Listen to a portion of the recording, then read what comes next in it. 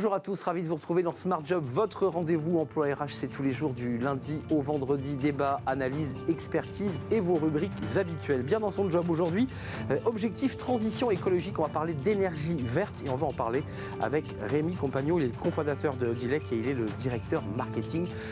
L'énergie, c'est dans l'actualité ces derniers jours. Le livre de Smart Job, Manager, Oser le courage, le guide pour trouver sa juste place, son auteur Margot Rambert sera avec nous. C'est un livre coup de poing où effectivement elle ose raconter ses expériences et les expériences de collaborateurs, édité chez Vuibert. Elle sera notre invitée. Puis dans le cercle RH, les experts de Smart Job évidemment focus sur cette invasion russe en Ukraine, une situation évidemment dramatique. On s'intéressera aux conséquences sur les entreprises françaises. Il y a celles qui sont installées en Russie, les collaborateurs qui sont en Ukraine et puis toutes les entreprises françaises qui exportent, je pense au vin, aux spiritueux notamment, aux produits agroalimentaires qui exportent vers la Russie. Comment cela se passe? On fera le point avec nos experts dans quelques instants. Puis dans Fenêtre sur l'emploi, les conseils avisés et pratiques d'Amélie Favre-Guittet pour refuser une offre d'emploi. Oui, comment faire? Comment le faire subtilement, évidemment. On fera le point avec elle tout de suite. C'est bien dans son job. Bien dans son job, avec Sagid Talentsoft, la solution intégrée de gestion des talents.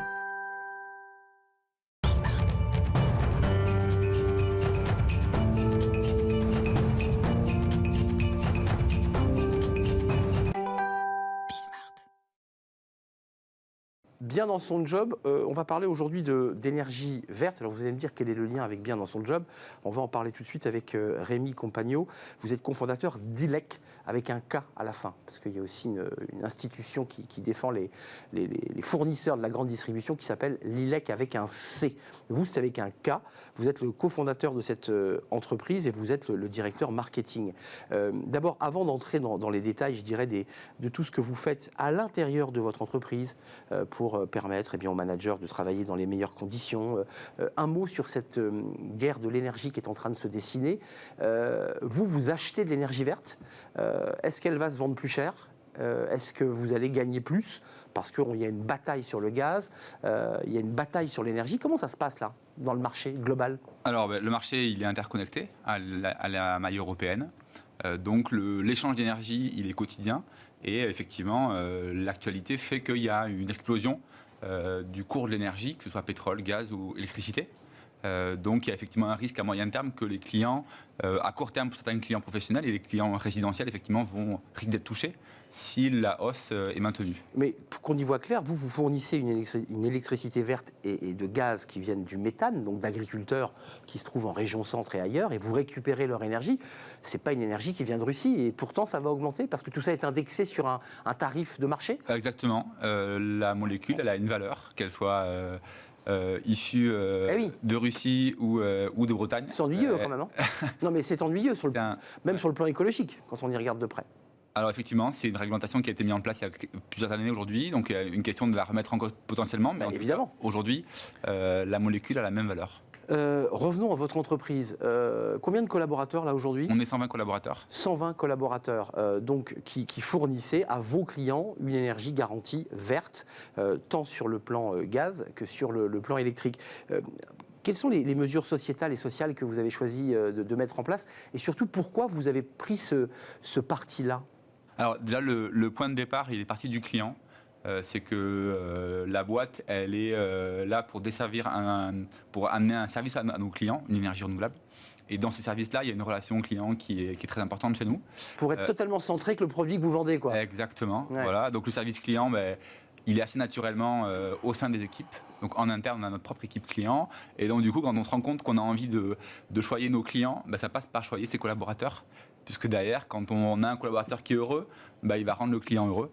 Alors que ce soit au service client, bien évidemment, mais même un développeur ou quelqu'un au service marketing, il y a un alignement des objectifs et ça passe par le bien-être des collaborateurs. Donc ça part évidemment de l'idée qu'il faut être centré parce que vous êtes quelque chose d'écologique, de propre et qu'il faut aussi avoir un accueil finalement agréable parce qu'il y a quand même un gros travail d'accueil de votre entreprise. Les clients, vous les avez souvent en ligne, par Internet. Vous arrivez chez vous, vous emménagez, il y a un problème d'énergie, vous appelez, faut que la personne réponde, soit capable de vous amener une réponse. Soit sympathique, et puis règle votre problème. Donc il y a un vrai enjeu dans la relation client. Et du coup, pour nous, c'est essentiel que les collaborateurs soient bien dans leur basket pour être performants dans leur job. Flexibilité dans le mode de travail. Alors, vous êtes en 100% télétravail, c'est ça l'idée? Voilà, donc en fait... tout le monde est partout.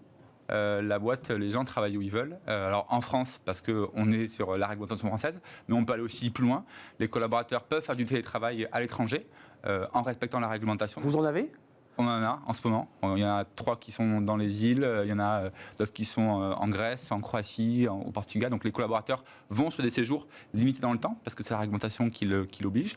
C'est 2 mois maximum, mais ils peuvent partir à l'étranger tous les 6 mois. L'EOS, un management horizontal, le Café Énergie. L'idée quand même qui ressort de tout ça, c'est que vous êtes dans l'horizontalité, c'est que chacun doit être informé. Vous et l'équipe de direction informent le plus régulièrement possible les collaborateurs. C'est quoi l'idée? C'est que tout le monde ait le même niveau d'information? L'idée, c'est que l'information circule sans limite et qu'il n'y ait pas une rétention d'information parce que je suis à ce poste-là et j'ai cette information et je ne te la donne pas. Donc l'information est libre. Quand il y a du télétravail pour tout le monde, il faut que l'information circule. Globalement, aujourd'hui, on ne peut pas avoir 2 collaborateurs qui sont à la machine à café qui disent quelque chose que le collaborateur qui est chez lui n'a pas. Donc ça veut dire que l'information doit circuler de manière efficiente et que les collaborateurs y aient accès. Projet diversité, vous avez lancé un audit là aussi. C'est quoi l'idée? Alors, vous êtes accompagné par Gloria for Business, mais c'est quoi l'idée de cet audit? L'idée, c'est simple, c'est de répondre à tous les enjeux qu'ont les collaborateurs aujourd'hui. La diversité en est un, et c'est un sujet qu'on a soulevé l'an dernier. Comment garantir une certaine diversité dans l'entreprise. Et donc, effectivement, au début, on ne savait pas comment faire. Donc, on s'est fait accompagner par des gens qui ont su amener le changement dans la boîte.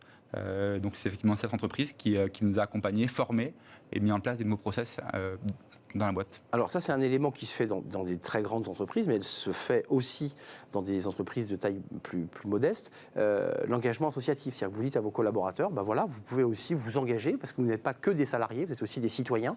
Allez-y, donc comment ça se passe? Vous leur offrez un panel de possibilités, d'associations, c'est eux qui vous proposent, comment ça marche ça? Alors les collaborateurs peuvent, on a un truc qui est assez propre chez Lex, c'est une boutique interne. Les collaborateurs gagnent de l'argent en interne, s'échangent de l'argent, et cet argent, ils peuvent le donner à des associations. Donc il y a une démarche qui finalement, c'est la boîte qui va porter ce soutien. Donc les collaborateurs peuvent agir à leur échelle, les clients également aussi, par ailleurs, sur une autre mécanique. Random Coffee, c'est intéressant parce que c'est quoi la moyenne d'âge de l'entreprise? Parce que 32 ans. 32 ans, donc c'est une entreprise qui est jeune en fait. Ça venait aussi des collaborateurs. Est-ce que tout ça a aussi été mûri à l'aune du Covid où vous vous êtes dit... c'est une construction. Quand on a décidé de faire du télétravail pour toute la boîte, on a dit voilà, c'est une norme aujourd'hui. Il s'est passé 2 choses. La première chose, les collaborateurs ont dit ouais, ça nous va. Ça veut dire que quand on est revenu à un format normal, ils ont dit mais en fait, le format qui était proposé était le bon. Et la méthode, c'est de dire ok, qu'est-ce qui fait? Comment est-ce qu'on recrée l'entreprise différemment? Oui. On parlait des iOS, c'est le fait que tous les collaborateurs de l'équipe, de la boîte, vont au service client une demi-journée par mois. Donc on fait de l'immersion à distance. Très important. On comprend le client, on comprend le collaborateur. Ils mettent le casque vraiment? Ils sont en double casque, ils écoutent ce qui se passe? Exactement, tout à fait. Ouais, c'est bien. Donc l'idée, c'est que le travail est un peu libéré. Ça ne veut pas dire qu'on n'est pas performant, puisqu'en fait, il faut garder des objectifs de performance qu'on a aujourd'hui. Le télétravail aujourd'hui est plutôt un vecteur de performance chez nous. Vraiment? Vraiment, ouais, parce qu'il y a un débat là sur certains ont dit ça a très bien marché, puis d'autres ont dit attendez, il faut matiner un peu tout ça. Les salariés ont travaillé plus finalement pour produire le même volume de travail. Ils ont travaillé plus en horaire. Non, vous l'avez pas constaté ça? Pas nous, parce alors il y a des personnes qui sont ce qu'on appelle dans la production, donc le service client, où effectivement on cadre des horaires. Donc là effectivement c'est pas le cas. Dans les gens qui sont plutôt sur les projets, effectivement là c'est toujours compliqué, mais c'était pareil dans l'ancien modèle. Quand ils étaient au bureau, on ne contrôle pas forcément les heures d'arrivée et de départ. En tout cas, il y a une liberté des collaborateurs où le collaborateur gère son projet, gère son agenda. et ça va dans le bon sens.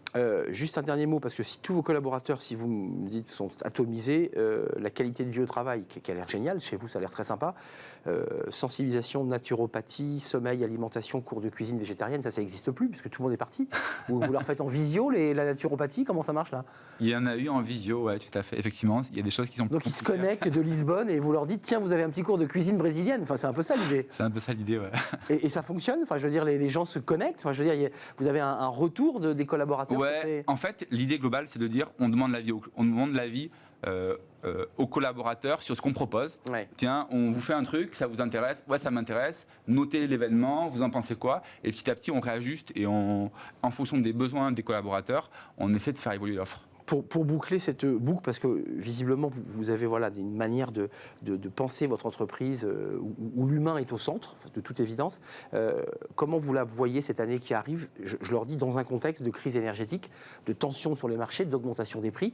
Comment vous vous organisez là, concrètement? Avec ce qu'on s'est dit au départ, c'est-à-dire que vous ne pourrez pas tirer bénéfice d'une énergie verte propre et une belle entreprise. Vous serez indexé au prix du marché. Tout à fait. Alors, la situation, il y a une inconnue qui est l'évolution du prix de marché sur lequel on est tributaire. En interne, nous, c'est de la résilience. Il faut apprendre à évoluer dans un marché qui est en turbulence. On a la chance d'être une petite boîte. Donc c'est facile pour nous de changer de cap. Mais effectivement, les collaborateurs doivent être dans cette dynamique-là.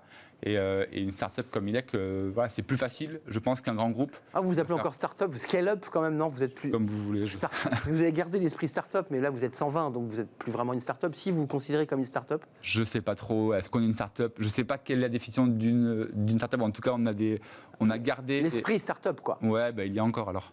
Et donc vous êtes dans l'idée d'une souplesse et d'une adaptabilité grâce à ce modèle, en fait. Tout à fait.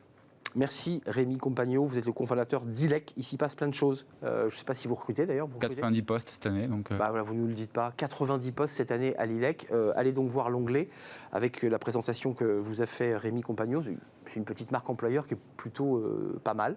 Allez donc jeter un œil chez cette entreprise qui est un fournisseur, je précise, ce n'est pas vous qui fabriquez l'énergie, fournisseur d'électricité verte, tant électrique que gaz. Exactement. Méthanisation d'un côté, puis j'imagine l'eau, les montagnes et les panneaux solaires. Exactement. Merci de nous avoir rendu visite. On parle bien justement dans le livre de Smart Job des managers. Ils doivent oser le courage. Mais qu'est-ce que ça veut dire? C'est le titre d'un livre et on accueille notre invité juste après le jingle. Le livre de Smart Job, Manager, Oser le courage, c'est le titre de ce livre qui est sorti chez Vuibert et son auteur est avec nous, Margot Rambert, merci d'être là. Vous êtes journaliste dans le magazine Psychologie, en charge des entreprises, du travail. Vous malaxez ce sujet au quotidien en tout cas.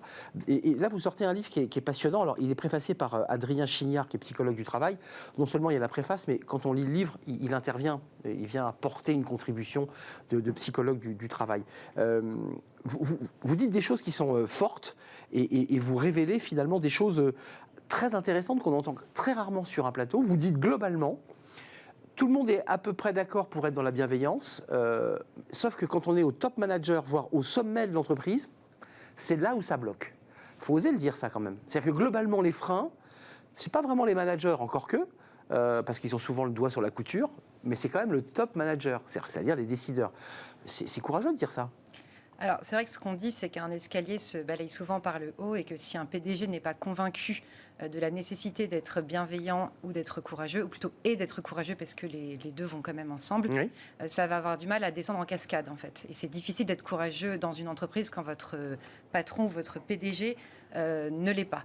Mais en revanche, donc le livre est sur le courage et le courage, c'est vraiment à tous les étages. Donc on a le patron, mais on a également tous les managers. Et l'idée, c'est que à partir du moment où vous commencez à manager, même si vous managez une personne, vous allez avoir besoin de courage. Et c'est pour ça que le courage commence dès les premiers pas de la vie du manager. Je trouve que c'est un livre qui est riche au sens où il alterne votre point de vue, votre enquête, les rencontres que vous avez faites, les éléments de psychologie menés par monsieur Chignard, et puis des personnalités qui apportent. Alors Mercedes Serra, qui est quand même plutôt une femme très engagée, qui est un peu une grande gueule finalement du système, et puis des témoignages qui sont souvent un peu glaçants, d'une salariée qui dit j'ai bossé comme une dingue toute l'année, et ça, à qui ce n'est pas arrivé?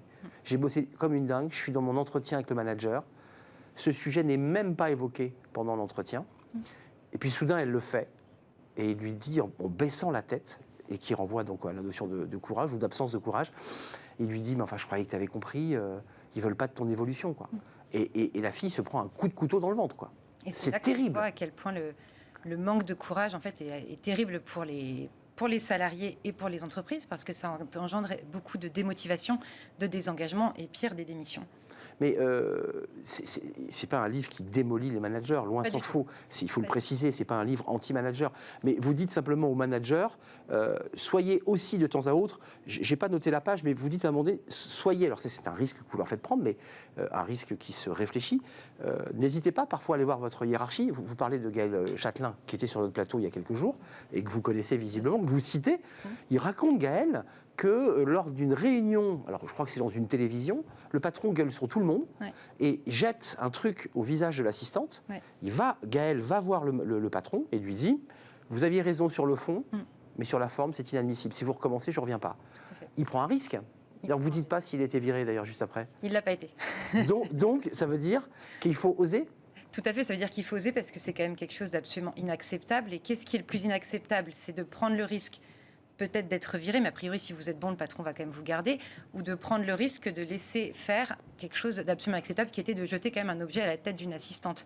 À quel moment vous voulez devenir complice de quelque chose qui est inadmissible en entreprise, en société? Donc, a priori, vous êtes quelqu'un de centré avec des valeurs, vous devez les défendre aussi dans votre entreprise. Manager, osez le courage, c'est-à-dire que là, c'est une injonction, vous leur dites, allez-y, prenez votre courage à deux mains. Alors, c'est plus une invitation qu'une injonction, parce que l'idée n'est absolument pas de donner des leçons. Parce que oser le courage, c'est un peu... C'est plus sous la forme de l'audace, en fait. C'est-à-dire, prenez le risque et il sera payant. Il sera payant pour vous en tant que manager parce que vous allez y gagner, vous allez retrouver du plaisir à manager. Parce que c'est vraiment... manager, ça vient du vieux français mesnager, qui veut dire prendre soin, faire attention. Très intéressant. Voilà. Mais en français, c'est aussi manager des chevaux dans une... Oui, tout à fait, les faire tourner dans un manège, voilà. exactement. Donc il y a aussi un double sens, si on veut tout à fait. Qu'on soit sens italien ou sens français, c'est faire tourner des gens dans un manège. Oui, et donc les managers ont tout intérêt à faire preuve de courage parce qu'ils vont retrouver du sens et du plaisir à travailler. Ils ont tout intérêt à l'être parce que les collaborateurs, qu'est-ce que ça fait un manager courageux? Et ben, ça vous donne envie de juste déplacer des montagnes, vous feriez tout pour lui et surtout avec lui. On mourrait pour lui, ouais. Alors, non, je vais des guillemets. Attention à laisser le travail à sa juste place. Hein.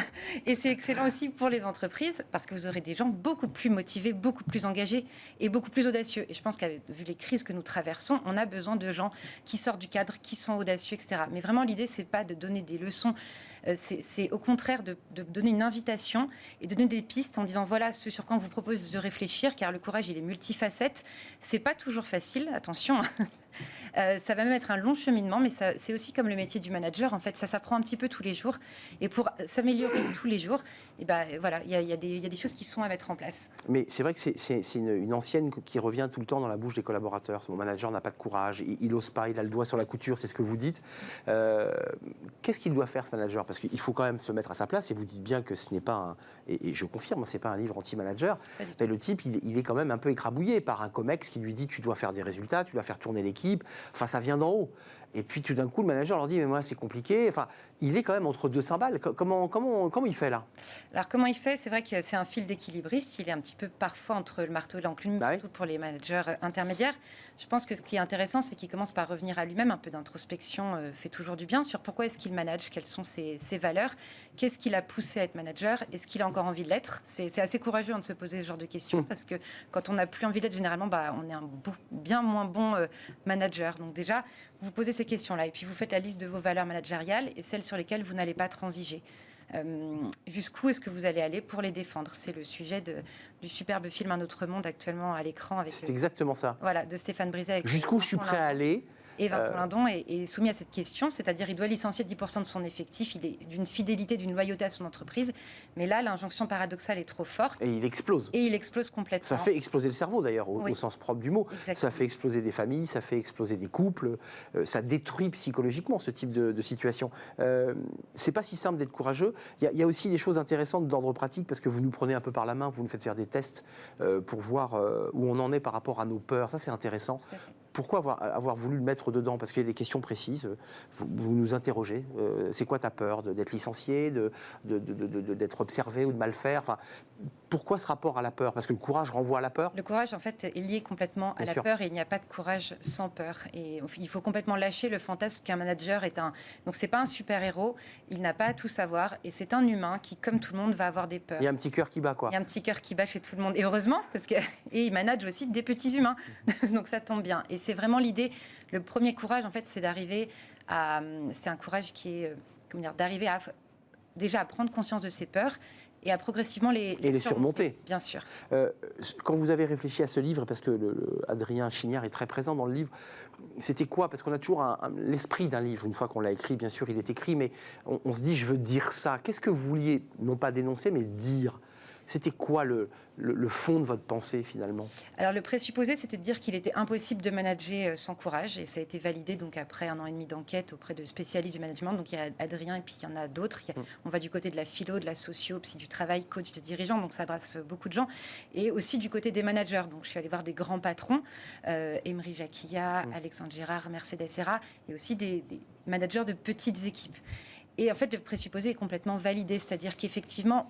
On a besoin de courage, mais ce n'est pas facile. Pourtant, c'est absolument nécessaire et ce serait presque un oxymore, courage managérial. Ça devrait l'être, en tout cas. Mais ce n'est pas contradictoire avec le modèle éducatif dans lequel on est aujourd'hui. Vous savez, où les élèves passent d'une classe à une autre sans que jamais quelqu'un ait le courage de lui dire, puisque ça renvoie à ça, tu n'as pas le niveau, il faut que tu te formes, tu ne seras pas au niveau. Là, aujourd'hui, en fait, on a une société de non-courage, quand même. De non-courage et même un peu de découragement. Et donc, qui décourage. On glisse dans une forme donc de découragement. C'est compliqué de trouver le courage quand finalement on est passé d'une classe à une autre, parce que ça concerne cette génération-là aussi de managers, à qui on a dit t'es formidable, regarde, puis finalement il n'est pas formidable. Et il n'est pas courageux.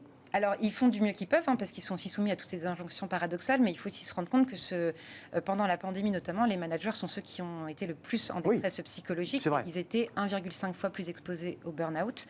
Et donc, il y a tellement de managers qui sont dans des dilemmes éthiques, qui sont épuisés, qui sont désalignés. Et donc, l'idée, c'est de leur dire, voilà, une autre façon de manager est possible. En plus, c'est renforcé par la crise, parce que les aspirations des gens ont été renforcées par la crise. Et les gens veulent des managers courageux, bienveillants.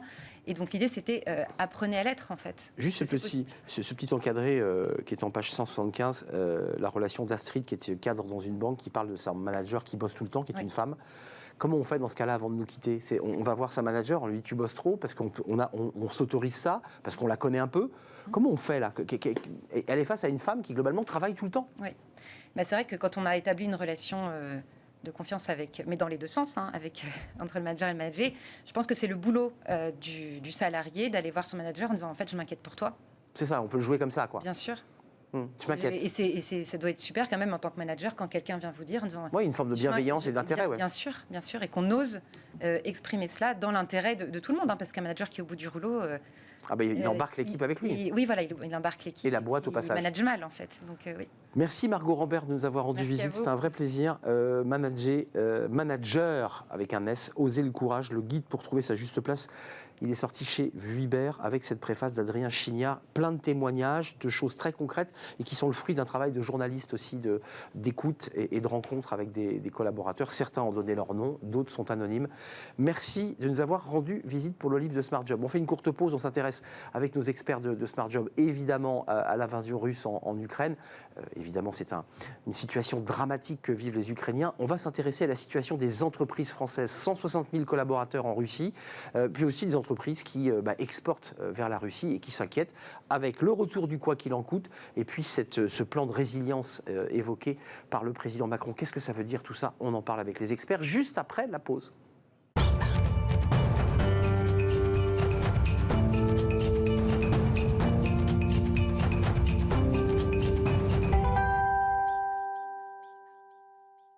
Le cercle RH et les experts de Smart Job, aujourd'hui focus sur cette invasion russe en Ukraine. Évidemment, la situation est dramatique sur le terrain. On va faire un focus particulier sur les entreprises et sur tout ce qu'a pu dire le président Macron ainsi que Bruno Le Maire. On reviendra sur ce mot de trop, sur ce plan de résilience, sur cette guerre économique qui s'installe, même s'il faut retirer le mot guerre, puisque le ministre a retiré ce mot. Plan de résilience, on va en parler avec mes invités. Olivia Copin, merci d'être avec nous, fondatrice de Juste Business, enseignante au CELSA. Avec nous, Pascale Johannin. Bonjour Pascale. Bonjour Arnaud. Merci d'être avec nous. Vous êtes la présidente, la directrice présidente, mais qu'est-ce que je raconte ? La directrice de la Fondation Robert Schuman, et vos 2 livres, Atlas de l'Union européenne, et le second, vous allez m'aider ? C'est Européen sans complexe. Ben voilà, Européen sans complexe, chez Maribor. Chez Maribé. Maribé, je n'étais pas loin. Jean-Claude Beaujour, merci d'être avec nous. Vous êtes avocat international en droit des affaires, vice-président de France-Amérique. Commençons par ce plan de résilience, ce qui est intéressant aujourd'hui, indépendamment de ce que vivent les Ukrainiens et les familles ukrainiennes, celles qui sont parties, celles qui sont encore à Kiev, celles qui sont à Kherson, celles qui sont à Kharkiv. Ce plan de résilience, comment vous l'avez interprété ? Parce que ce mot résilience est tellement utilisé à toutes les sauces. C'est quoi pour vous, Jean-Claude Beaujour, Olivia Copin ou Pascale Johannin ? Jean-Claude ? C'est le fait de se dire qu'au fond, il y a la guerre là-bas. En tout cas, visiblement, les choses sont très difficiles. Donc, on pense humainement aux hommes et aux femmes qui sont là-bas. On va les aider à résister. Je pense aux Ukrainiens. Et quand je dis nous, je pense aux Européens. Mais le président et le Premier ministre et le ministre des Finances disent « Attention, ne soyons pas naïfs. Tout ceci aura un impact pour nous. » Donc, on prépare les esprits. Mais pas simplement les esprits. Parce qu'au fond, on n'a pas besoin de préparer les esprits. Sans être un grand financier ou un grand économiste, nous savons très bien que nous avons des relations économiques avec l'Ukraine, avec la Russie, et on imagine mal, enfin moi je n'ose pas imaginer qu'on ait pu penser que mener, en tout cas résister, créer de l'embargo n'est pas des conséquences en retour, ça va de soi. Donc en réalité, c'est préparer techniquement plus que préparer les esprits. C'est pour ça que je vous dis, je me permets de vous dire que je suis pas d'accord avec vous. C'est pas simplement. Ça devient concret, c'est-à-dire que là, c'est pas de la psychologie. On réfléchit là. C'est pas de la psychologie. C'est pour dire aux uns et aux autres, c'est normal de résister, c'est normal de lutter contre Poutine. On ne peut pas laisser faire. Mais qu'en revanche, effectivement, alors on ne va pas employer le mot guerre, mais les conséquences seront dures de chaque côté, et donc il faut nous préparer. Juste d'un mot, Jean-Claude Beaujour, parce qu'on va parler des entreprises françaises, il y a 160 000 collaborateurs à peu près en Russie, avec des enseignes très connues, mais côté États-Unis, j'ai vu qu'Apple fermait les magasins, enfin que les entreprises américaines, de marques américaines, c'est clair, c'est net, il n'y a pas de sujet là. Absolument. Vous qui êtes un spécialiste des États-Unis. Absolument. Je crois que l'appareil, vous savez, en plus aux États-Unis, je vais vous dire, lorsque les États-Unis déclarent l'embargo, je peux vous dire que juridiquement, c'est contraignant, bien plus contraignant que nous. Ça ne veut pas dire que chez nous, ça ne le soit pas. Mais c'est aux radical. États-Unis, c'est radical en plus dans la culture américaine. Je veux dire, le fait de contourner, le fait de continuer à faire du business alors que c'est interdit. C'est des sanctions très lourdes. C'est des sanctions très lourdes, voire qui peuvent être, y compris pénales. Vous pouvez pas. Non, c'est vraiment. Donc les gens savent que lorsqu'on dit embargo, c'est embargo. Donc en réalité, et ce qui a été surprenant probablement pour le gouvernement russe, c'est de voir que cette fois-ci, c'est un embargo général. Enfin, tout le monde est d'accord. L'Europe d'un côté, les États-Unis de l'autre. Je crois que là, pour une fois, c'est la grosse surprise, c'est qu'on a réagi, enfin les Occidentaux ont réagi de manière quasi unanime et en même temps. Justement, Pascale Johannin, parce que directrice de la Fondation Robert Schuman, on a des collaborateurs engagés en Russie, on a aussi des collaborateurs en France, on a les entreprises qui ont des intérêts économiques. Tout ça doit se jouer à Bercy, évidemment, en ce moment, sur la stratégie. Donc, ce n'est pas que de la philosophie. C'est toute l'Europe là, qui est engagée. Donc, tous les pays européens sont dans la même logique que la France. Tout à fait. Comment on fait avec nos entreprises ? Comment on retire nos capitaux ? Les décisions de sanctions ne sont pas des décisions nationales. C'est des décisions qui ont été prises par l'ensemble des 27, que ce soit au niveau des chefs d'État ou des ministres des Affaires étrangères et financières ou à divers titres d'un autre. C'est en effet une réaction unanime. Comme vous l'avez dit, parce qu'il y a un État qui en a agressé un autre, violant toutes les règles internationales qu'il avait lui-même reconnues, parce que l'Ukraine n'est pas indépendante depuis hier, elle est indépendante depuis la chute de l'Union soviétique. Il y avait des traités qui avaient encadré l'intangibilité des frontières. Il y avait déjà eu un mauvais coup fait à l'intégralité territoriale avec l'annexion de la Crimée en 2014. Là, on voyait bien que les régions russophones du Donbass étaient dans l'œil de Moscou. On s'attendait à ce que M. Poutine frappe là à... Et il est allé plus loin. Il est allé beaucoup plus loin. Non, mais pour les entreprises... Et donc, pour la réaction, il y a des entreprises qui ont des capitaux en Russie. Oui, mais... BP, Total Energy... dit, je lâche mes 20 milliards, je m'en vais. Ils ne sont plus dans l'Europe. Oui. Total... Mais ils sont encore en Europe et plus dans l'Union européenne. Non, mais ni dans l'Union, ni dans l'Europe. Ils ont quitté l'espace. On en est où, là, des entreprises européennes et françaises? Parce que Total, elle a des collaborateurs, elle a des parts, elle a des capitaux. Alors là, c'est chaque entreprise qui est invitée à geler, ne plus investir, rapatrier ses investissements, avec un calendrier qui leur sont propres. Mais ils savent que de toutes les façons, s'ils restent en Russie, ils ne peuvent pas. Parce que ça va être une image de marque, ça va être une réputation qui va être entachée. C'est-à-dire qu'ils ont soutenu, ils n'ont pas fait ce qu'il fallait à un moment donné face à quelqu'un qui a été trop loin. Non, attendez, le Roi Merlin, Auchan et quelques autres marques très prestigieuses, très connues en France et en Europe, selon vous, en tout cas dans une logique finalement presque éthique, doivent tirer le rideau. Eh bien, ils ont invité à le faire, puisque de toutes les façons, on a des sanctions qui sont... on ne commerce plus avec le... Il y a que les moyens de paiement, les moyens de transfert. Il y a les banques, il y a les moyens de paiement. Pour l'instant, on n'a pas complètement arrêté l'énergie, parce que c'est l'hiver et que les pays qui sont très dépendants. Ce n'est pas le cas de la France. C'est pas le cas de la France. Non, on est moins dépendants que les autres. On se pose la question. On a bien vu que tous les hommes qui étaient dans des conseils d'administration qui s'étaient rapprochés d'entreprises russes ont tous démissionné, sauf l'ancien chancelier allemand. Mais il y a une telle pression sur lui, tous ses collaborateurs ont démissionné. Donc il y a en effet l'image de marque, la réputation et le fait que de toutes les façons, il faut choisir son camp. À un moment donné, c'est le camp de la liberté, c'est le camp de la démocratie. Non, mais ça a une incidence économique. C'est un mauvais moment. Voilà.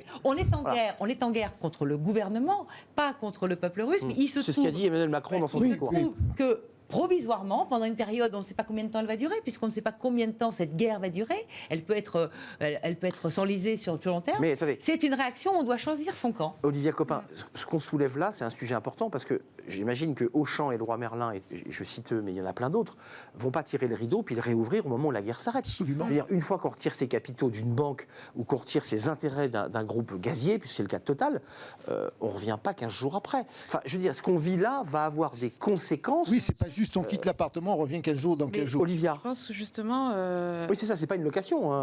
D'où l'importance du mot résilience. Je pense que c'est un mot un peu fourre-tout parce que du coup, là, c'est un mot qui rencontre l'histoire. Donc là, pour le coup, il signifie vraiment quelque chose. Là, il marche le mot là. Ce que nous dit avec ce plan, c'est parce qu'on aurait pu imaginer un plan de protection, un plan de défense.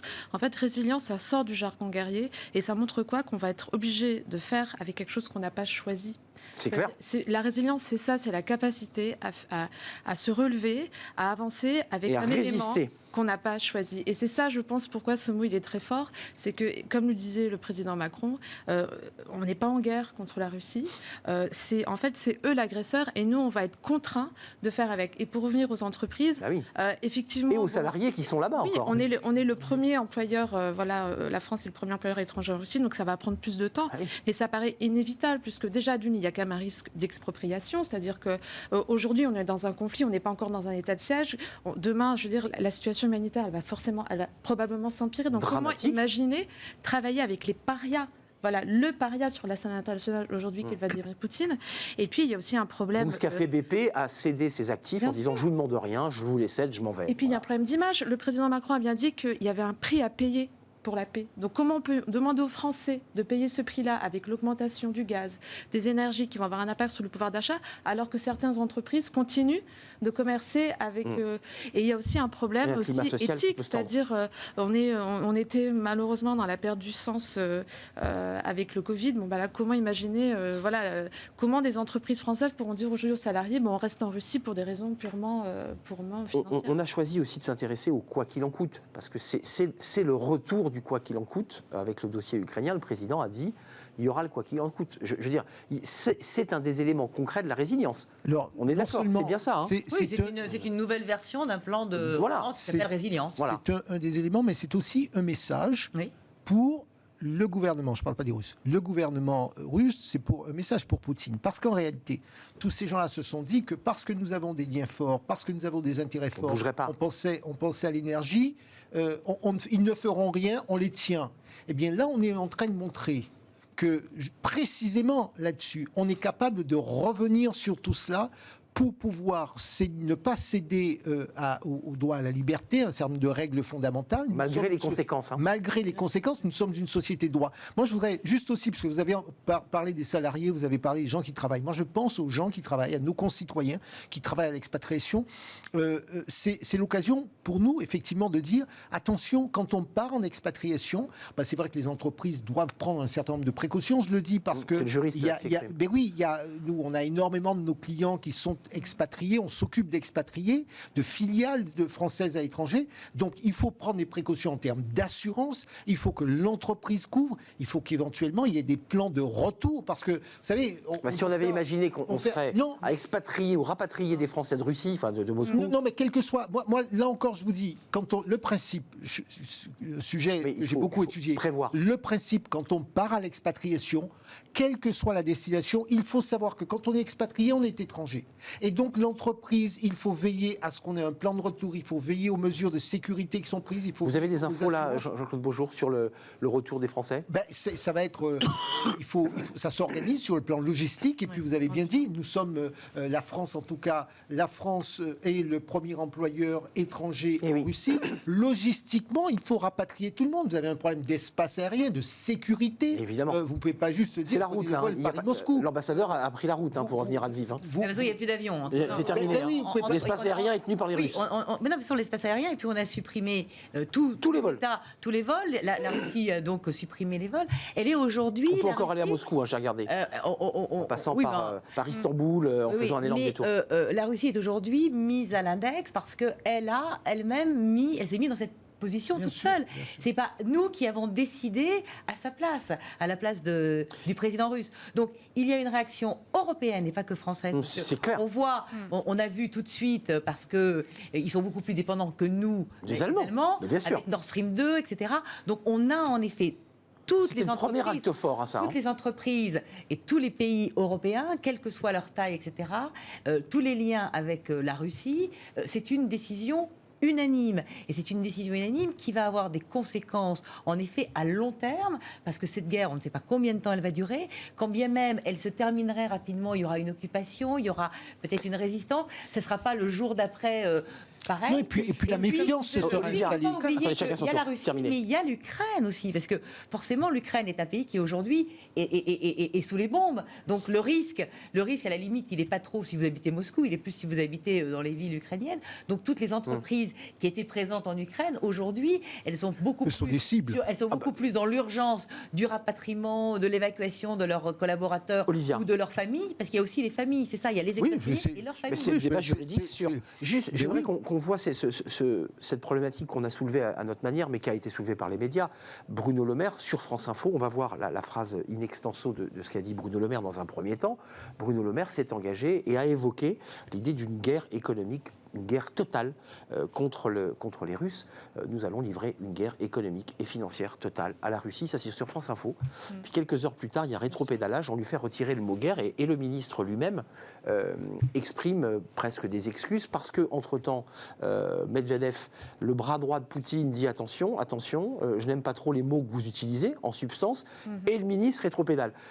Olivia, est-ce que il a eu tort d'utiliser le mot guerre financière totale, ou est-ce qu'en fait on se joue de mots parce qu'on est en train, sans faire la guerre militaire, de livrer une guerre aux Russes ? Qu'est-ce que ça cache, ça ? Alors, dans une crise comme ça, sans précédent, les mots ont toute leur importance. Donc, même si derrière, on voit bien qu'il y a ce rassemblement, cette unanimité vraiment pour pour couper l'herbe sous le pied à l'économie russe et vraiment contraindre Poutine. Mais c'est vrai qu'on n'est pas du tout en guerre contre la Russie, institutionnellement, diplomatiquement. Ce mot compte. La Russie n'a pas attaqué la République française, la Russie n'a pas attaqué un pays de l'OTAN, la Russie a attaqué l'Ukraine. Après, il y a ce courroie, en fait, il y a ce diplomatique qu'il faut arriver à maintenir malgré tout. Ce que fait le président Macron. Ce que fait le président Macron, donc c'est compliqué de parler de guerre, voilà, tout en jouant sur ce tableau-là. Et puis le plus important, c'est qu'on n'est pas en guerre contre le peuple russe. Oui, ça c'est. Donc en fait, c'est vraiment, voilà, il y a pas mal de, voilà, il y a pas mal de lectures, et c'est pour ça que c'est un étiage très fin là. Voilà, ce mot n'était pas le plus approprié, même si on comprend bien ce que vous l'assumez, vous, ce mot guerre totale ou pas? Ou il a eu tort? Non, mais je vais vous répondre. Je pense que dans l'emballement, on peut toujours utiliser tel mot inapproprié que tel autre. Il ne faut pas jeter la pierre au ministre Le Maire. Cela étant, oui, il faut faire attention à ce que, en réalité, nous avons un différend. Nous avons un différend, et que ce différend, nous entendons le régler par un isolement économique et social. Donc c'est pas une guerre, on est d'accord? C'est pas une guerre au sens juridique, au sens droit Parce international. que tout ce que vous m'avez décrit depuis le début de l'émission est quand même d'une terrible violence, non seulement à l'égard de Poutine, mais excusez-moi, mais à l'égard du peuple russe, parce qu'ils vont en subir les conséquences. Non, mais là on a parlé de sanctions. Attendez, on a parlé de sanctions, mais ces sanctions, on les a utilisées sur d'autres conflits. Ce sont des sanctions économiques. Et ces sanctions économiques, c'est la raison pour laquelle j'ai toujours dit, il faut que ces sanctions économiques soient extrêmement ciblées, extrêmement efficaces pour effectivement faire réfléchir la partie adverse. Mais sur le fait qu'il faudra un jour revenir à la table des négociations, tout conflit se termine par les négociations. Quoi qu'il arrive. La phrase de Medvedev, c'est de dire attention, toutes les guerres économiques, c'est la phrase exacte, se terminent par une guerre. La guerre, sans rajouter le nucléaire, puisque tout le monde a ce mot sur la bouche. La guerre, elle existe. Elle est en effet en Ukraine aujourd'hui. Ce pays est attaqué. Donc la guerre, le mot guerre militaire, conventionnel. Au sens traditionnel du terme. Et là, nous n'allons pas faire la guerre à l'agresseur russe parce que nous n'avons pas aucun intérêt. Par contre, nous allons lui empêcher de faire n'importe quoi. Et donc, des sanctions ont été prises par les Américains, par les Russes, par les Européens. Mais quand vous regardez la liste des gens qui ont été sanctionnés, c'est ciblé, ça n'est pas le peuple russe, c'est Poutine, les proches de Poutine, Lavrov, les oligarques, en effet les gens qui bénéficient du système russe, qui peuvent voyager, qui ont les moyens de se payer, parce qu'il ne faut pas oublier que l'économie russe ne va pas bien avant la guerre. Le rouble et l'économie allait mal. C'était une économie qui était déjà mal en point. Le Covid avait été particulièrement flagrant là-bas et on n'avait pas trouvé le vaccin. Sputnik, c'était pas bien. Il y avait donc déjà une crise économique. Donc cette crise économique va être aggravée, si je puis dire, par la crise qu'a ouvert le peuple russe est résilient par ailleurs. Voilà, le président. Oui, mais cette guerre n'est pas populaire en Russie. On a bien vu qu'il y avait des manifestations qui étaient déjà dans la dimension guerrière. La dimension guerrière. Les manifestations. La dimension guerrière, voilà. Je pense que ce qui sera déterminant, c'est l'impact social des sanctions économiques. Et ils ne pensaient pas, les Russes, que les Ukrainiens se défendraient, qu'ils résisteraient, qu'ils seraient peut-être plus dans la slavophilie en disant. Mais attendez, tout cela. avant de nous quitter, il y a une question que je me pose par rapport à nos entreprises françaises. Excusez-moi d'y revenir, mais 160 000 collaborateurs, on est très engagés dans ces pays. J'imagine que le groupe Auchan, que l'ensemble des très grandes entreprises engagées sont réunies en ce moment et se disent qu'est-ce qu'on fait? Bien sûr. On ferme les magasins. Je vous le confirme, certains de nos clients, on est d'accord. Des data rooms là-dessus. C'est-à-dire organisation du rapatriement, mercenaires privés, comment on les rapatrie, par quel corridor, puis ensuite quels sont les actifs qu'on laissera sur place ou pas. Qui va gagner dans ce bras de fer? Parce que si ce n'est pas une guerre économique, c'est en fait un jeu d'embargo réciproque. Il y a quand même une inquiétude. Qui va payer le plus cher le prix de tout cela? Parce que les Russes, on l'entend, ils risquent de payer cher. Mais nous aussi. Mais en fait, nous aussi. Mais tout le monde est tout le monde est perdant à partir du moment où on subit un conflit, on subit une invasion que personne n'a choisie à part Vladimir Poutine. D'où l'importance du mot résilience. C'est-à-dire qu'on n'est pas en train de dire on va se défendre. On peut rien faire là. En fait, on est juste obligé de faire avec ce qui se passe. Et je pense que pour les entreprises françaises, comme pour les citoyens français, et malheureusement comme beaucoup de citoyens russes, on va devoir gérer les dommages collatéraux de ce conflit. Et on n'est qu'au 6e jour. On n'est qu'au 6e jour de ce conflit-là. Donc, je pense qu'il faut vraiment, oui, il faut soutenir l'effort des entreprises françaises, mais il faut aussi remettre les choses à leur place. La priorité, c'est quand même de couper et de mettre le plus de pression possible sur pour que la guerre s'arrête. Pour que la guerre s'arrête, parce que si on le fait pas maintenant... Va-t-elle s'arrêter avec les pressions économiques? Il y a en effet aujourd'hui des négociations qui ont lieu, parce que tout en étant en guerre, il y a des négociations, des pourparlers qui existent au nord, à la frontière polono-biélorusse, avec en effet toujours ce canal diplomatique, parce qu'il ne faut jamais penser que ça s'arrête. Donc il faut essayer de trouver. On ne sait pas si ça va marcher, mais on sait qu'aujourd'hui le mot cessez-le-feu est dans l'agenda. Alors, mais je leur dis, Pascal, l'entreprise qui vous écoute, elle se dit, mais attendez, c'est bien beau tout ça, mais si ça s'arrête, nous, qu'est-ce qu'on fait? On retire nos billes ou pas? Excusez-moi d'être un peu brut. C'est une question de fond. Il y a deux choses. Il y a tout d'abord le principe, et puis après, comment est-ce qu'on l'applique. Tout d'abord, je voudrais préciser que quelques dossiers éclairés que j'estime bien sur sa compétence technique, Hubert Védrine a rappelé effectivement qu'il fallait que l'action diplomatique se prolonge, qu'elle continue, parce que de toutes les façons, il faut des discussions. Il rappelait que même au plus fort de la guerre froide, il y avait des discussions. Ce que dit Pascal Joannin, donc il faut continuer. Et deuxièmement, techniquement, qu'est-ce que l'on fait en pratique pour les entreprises? Moi, de ce que je vois sur ce qu'organisent un certain nombre d'entreprises, ce ne sont pas mes clients, mais je le vois, je sens bien que l'objectif, c'est quel calendrier on emploie. Est-ce qu'il y a un retrait? Comment s'opère ce retrait? Il ne faut pas oublier qu'il n'y a pas que des Français. Il y a aussi des Russes ou des Ukrainiens qui travaillent dans les entreprises françaises. Travaillent dans les entreprises. On a dit employeurs étrangers, ça n'est pas qu'exclusivement employeurs d'étrangers dans ces pays-là. Donc comment est-ce qu'on s'organise? Par exemple, des gens à qui on va dire on s'en va, on s'arrête, quid des rémunérations? Ce qui veut dire, par exemple, les Ukrainiens à qui on va dire comme on s'en va, on vous laisse.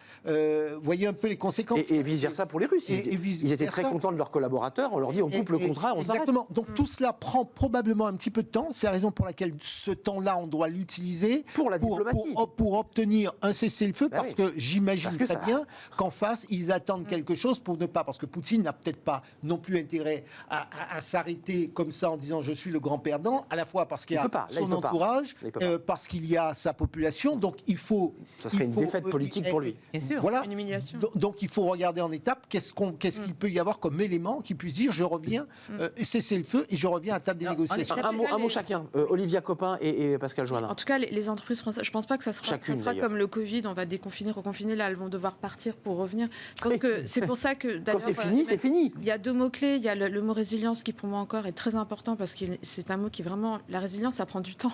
Donc on est vraiment sur le temps long.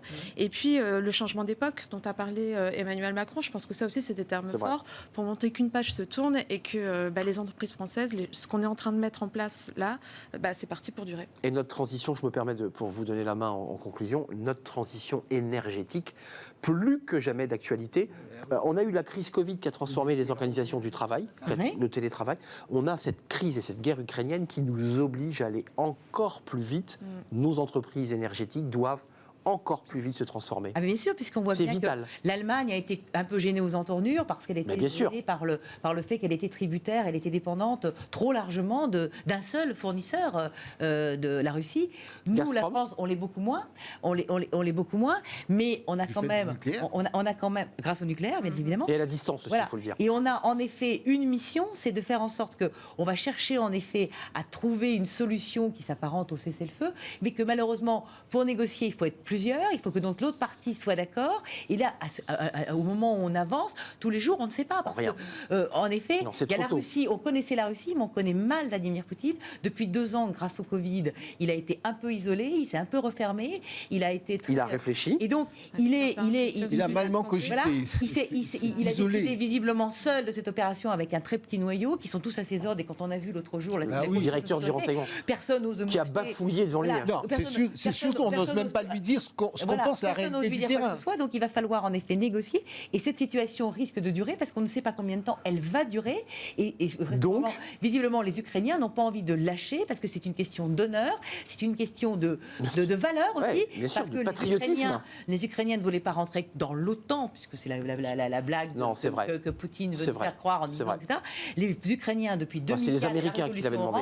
Regardaient beaucoup vers l'Ouest, regardaient beaucoup vers l'Europe en se disant que l'avenir de leur pays était maintenant plutôt vers l'ouest que plutôt vers l'est, où vous avez été incorporé à l'Union soviétique et qu'ils avaient fait à plusieurs reprises. Et là encore, on voit bien que le président actuel, qu'on croyait un petit peu mou, etc., se révèle dans la crise. Et donc là, il y a un nouvel adversaire. Le président Zelensky. Merci. On a un adversaire et on a une situation qui se tourne plutôt à l'avantage de l'Ukraine que de la Russie. Merci Pascale Joannin, directrice de la Fondation Robert Schuman. Merci à Olivia Copin qui a porté le mot résilience sur ses épaules aujourd'hui dans l'émission. On continuera à parler de ce sujet parce que le débat des entreprises est posé et ils cogitent en ce moment même de la stratégie qu'ils vont mener. Merci Olivia Copin, Just Business, enseignante au CELSA, et merci à Jean-Claude Beaujour de nous avoir éclairé aussi de son regard d'avocat, avocat international en droit des affaires et vice-président de France Amérique, avec un S d'ailleurs, Amérique. C'est important de mettre un S. Merci à vous. Tout de suite, c'est Fenêtre pour l'emploi pour terminer notre émission.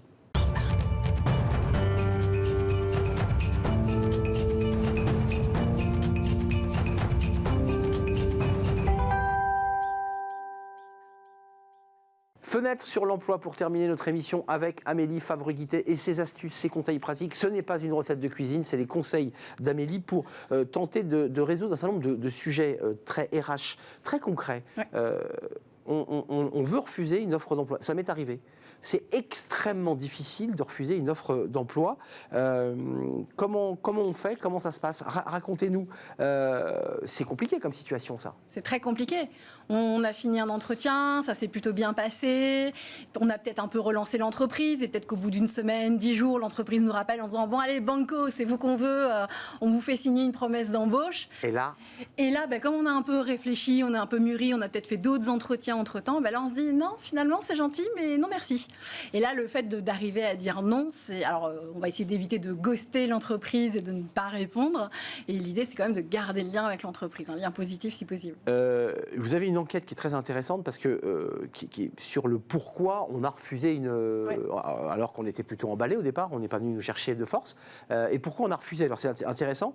Il y en a 32% parce que le salaire est trop bas. Ouais, le salaire est trop bas. Oui, comme les annonces ne mentionnent pas le salaire, on le découvre en entretien. Et comme on ne sait pas forcément toujours très bien négocier son salaire, à un moment donné, on va quand même refuser l'offre. 35%, alors ça c'est intéressant, au profit, ça c'est ce que veut. En fait, on a été pris, mais en même temps, on avait mis plusieurs fers au feu, ce qui est assez normal. Ce qui est logique. Et on se dit, finalement, l'autre est peut-être mieux. Oui. Ça, c'est 35%. Et il y en a 18%, c'est le type de contrat proposé. Et les avantages offerts, CDD, CDI, télétravail, CE, ne correspondaient pas aux attentes. Et puis 9%, c'est le fait d'avoir accepté donc la contre-proposition. Et 5%, c'est alors ça, c'est intéressant, les perspectives d'évolution, les possibilités de manager, globalement fermées, j'imagine. Et enfin, 5%, l'accueil et l'entretien et la durée du process de recrutement. Alors, c'est quoi? Ça, c'est important. En gros, c'est entre le moment où vous avez postulé, le moment où vous avez fait passer un step, 2 steps, 3 steps ou 10 milliards d'entretiens avec l'entreprise. Le candidat a estimé que la durée entre ces moments-là était beaucoup trop long et donc c'était mauvais signe et qu'il fallait mieux laisser tomber le process. Oui, peut-être que psychologiquement, il a l'impression que finalement, on a mis trop de temps à le séduire. À le séduire et à lui faire confiance. C'est une relation de confiance qui se fait à ce moment-là. Qui fait écho avec le livre de Margot Rambert. Alors concrètement, qu'est-ce qu'on peut faire? Parce qu'il y a quand même l'idée de un jour ou l'autre, peut-être que je vais renvoyer un CV dans cette boîte. Voilà, alors soit je vais renvoyer un CV dans cette boîte, soit peut-être que je vais être en lien business avec cette boîte à un moment donné, parce que on passe de salarié à indépendant, ou même si on reste salarié. Donc l'idée, c'est de prendre son courage à deux mains et de prendre son téléphone et d'appeler l'entreprise, donc le RH potentiellement, ou le manager qui a voulu nous faire la proposition, et de le remercier de la proposition. On fait toujours le petit mot sympa pour remercier, mais dire que malheureusement, on va décliner l'offre. Et derrière, c'est d'expliquer pourquoi on décline l'offre. Mais attendez, ça veut dire quand même, Amélie, là on rentre dans le détail du détail, mais c'est important, il ne faut pas aller trop loin au moment de l'échange, parce que si on sent que le manager est très emballé, que vous sentez que vous êtes un peu hors cul, il ne faut pas trop en donner quand même. Il faut en donner quand même un petit peu, parce qu'on ne sait jamais, peut-être que le manager peut nous faire une contre-offre. C'est déjà arrivé en fait où on voulait tellement un candidat qu'on lui dit ok, en fait je vois que ce qui vous embêtait c'était peut-être pas assez de télétravail ou un peu plus au niveau salaire, donc on va peut-être négocier un peu plus le variable, et donc on va se dire tiens, il y a peut-être encore une fenêtre à jouer à ce moment-là.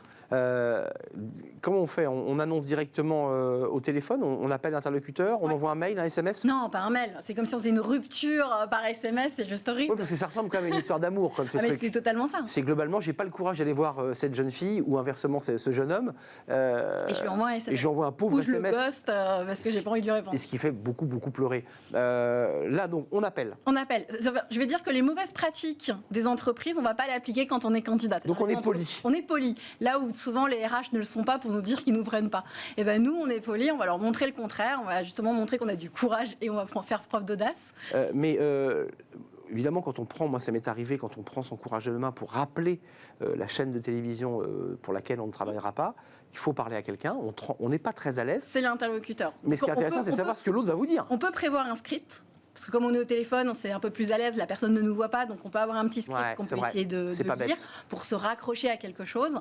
Et donc on va le remercier du temps qu'il nous a accordé, on va le remercier de sa confiance, mais on va lui dire, ben voilà, je préfère décliner votre offre pour le moment. On justifie ou pas? Oui, c'est important. On ne dit pas trop de choses, mais on va quand même justifier un petit peu. Parce que là, la liste là, qu'on avait juste avant, on ne va pas dire au type, écoutez, parce que vous avez mis trop de temps à me recruter. Enfin, ça ne se dit pas. Non, mais on va trouver d'autres éléments. C'est peut-être la rémunération, c'est peut-être la distance, c'est peut-être les avantages qui n'y sont pas, c'est peut-être l'ambiance. Il faut trouver quelque chose. Il faut trouver un ou deux éléments, mais qui pourraient nous faire changer d'avis. Si on est catégorique qu'on ne veut pas y aller, bon, bah là, on va dire, votre entreprise, finalement, elle est trop loin, l'émission ou le manque d'indépendance et la possibilité d'être manager à un moment donné, bon, bah non, je préfère pas y aller. Donc, comme ça, on ferme la porte. C'est l'argument, entre guillemets, le plus facile à vendre. C'est trop loin, ma voiture est en panne. Voilà.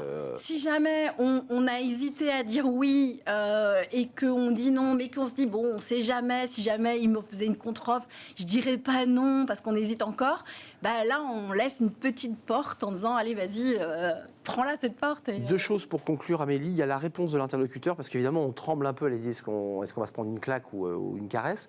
Ça c'est intéressant parce qu'on peut avoir quelqu'un de très ouvert qui dise mais je comprends tout à fait ou quelqu'un qui dise écoutez je suis excessivement déçu. Donc là il faut gérer quand même. Il faut gérer mais en même temps c'est un signe si l'entreprise prend soin des candidats, le fameux care candidat qu'on a en recrutement, savoir si elle travaille vraiment sa marque employeur parce qu'une entreprise qui peut être vexée que le candidat refuse une offre, ça arrive très souvent, mais en même temps, si elle comprend le pourquoi le candidat refuse et qu'elle décide de se dire ok, pour cette fois-là, vous me dites non, mais moi aussi, je ne m'interdis pas d'essayer de vous rechasser dans 6 mois, dans 9 mois ou dans 5 ans.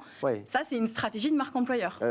Là, en fait, tout ça est très subtil parce que ça dépend du niveau du candidat. Si c'est quelqu'un qui fait partie de ses talents recherchés, il a tout intérêt, lui aussi, en tant que recruteur, à garder un bon contact avec lui. Et il y a surtout une technique qui dit souvent quand un candidat préfère aller à la concurrence ou partir ailleurs, il faut toujours l'appeler garder le contact pendant qu'il est en période d'essai chez l'autre, parce qu'il y a une grande chance que finalement ça ne lui plaise pas et qu'on puisse lui refaire une proposition. Oui, parce que les statistiques sont terribles. Hein. Il y a beaucoup de départs sur même les 2 premiers jours, les gens ouvrent la porte et s'en vont. Donc c'est là où le recruteur doit garder contact avec ses candidats qui lui ont dit non à un moment donné. Et puis il y a un petit truc que vous nous donnez qui est assez intéressant, qui est l'idée quand même pour le candidat, avec toujours beaucoup d'élégance, de pouvoir dire mais si vous voulez, je connais quelqu'un, d'être dans la recommandation, le parrainage en quelque sorte. Le parrainage, c'est-à-dire c'est montrer qu'on a apprécié l'échange et tout le process recrutement avec l'entreprise, qu'on garde une bonne image de l'entreprise et qu'on se rend compte que le fait de dire non, c'est décevant pour l'entreprise. Donc on lui dit, bah, écoutez, peut-être que je peux en parler dans mon réseau, peut-être que je peux en parler dans, je sais pas, les anciens de mon école pour vous aider à trouver la perle rare. Et imaginons que l'interlocuteur ne soit pas dans le care, lui mettre une énorme soufflante. Est-ce que derrière, on se fend d'un mail pour... On se fend absolument pas d'un mail, on se dit juste qu'on a bien fait de dire non finalement. Voilà, on se dit finalement, j'ai peut-être bien fait de dire non. En tout cas, ça dépend quand même de la position du candidat. J'irais dans l'écosystème du marché, on est d'accord. Il y a des gens qui sont très recherchés et le manager va dire... un peu leur diva, c'est ce qu'on dit sur le recrutement. Mais tout le monde peut dire non. Dès lors que c'est une offre qui ne nous correspond pas, si un candidat doit faire 2 heures pour aller travailler, on sait très bien que ça ne va pas durer dans le temps et qu'à un moment donné, ça va peser sur le moral. Donc il faut aussi savoir, en tant que candidat, quelle que soit sa position, savoir dire non et connaître les éléments sur lesquels on est inflexible. Le non structure, c'est ce qu'on dit dans l'éducation, dans l'éducatif. Quand on dit non, ça structure les enfants. Merci Amélie. Savoir dire non en revanche. Il faut savoir dire non. Il faut dire non, mais il faut savoir le dire. Merci pour tous les conseils, les astuces pour refuser donc une offre d'emploi. Merci Amélie, cofondatrice de Talent Management. Je n'avais pas précisé votre activité, puisque vous avez plein d'autres activités, évidemment, on vous connaît. Merci à vous, l'émission est terminée. Merci à vous pour votre fidélité, évidemment, pour tous vos messages. Merci à toute l'équipe qui m'accompagne. Merci à Axel Polou pour la réalisation. Merci à Saïd pour le son. Merci à Fanny Gressmer, évidemment. Et merci à Carla pour l'accueil invité. Puis merci à vous qui nous suivez régulièrement à la télé, mais aussi sur les réseaux sociaux et sur le site de Bismarck. Bye bye, à très très bientôt.